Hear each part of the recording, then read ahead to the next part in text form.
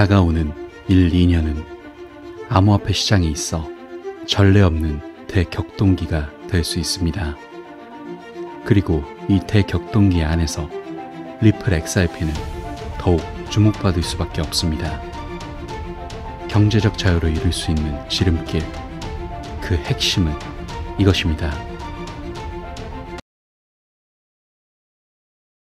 안녕하세요, 크립토피아입니다. 금일 브리핑 시작해 볼게요. 먼저 XRP의 가격 예측에 대해 짚고 넘어가 보려고 해요. 최근에 XRP가 곧 탄력을 받을 것이다 는 그런 분석이 많은데, 금일 역시도 이번 주기에 XRP가 10달러에 도달할 수 있다는 분석이 나왔거든요. 이에 대해서 지금이 XRP를 면밀히 지켜봐야 하는 중요한 시기이고, 핵심적으로 돈 버는 것을 좋아한다면 이제 XRP에 관심을 기울일 때입니다 라고 말하면서 굉장히 기대감 있는 멘트까지 관련 분석가가 전했습니다.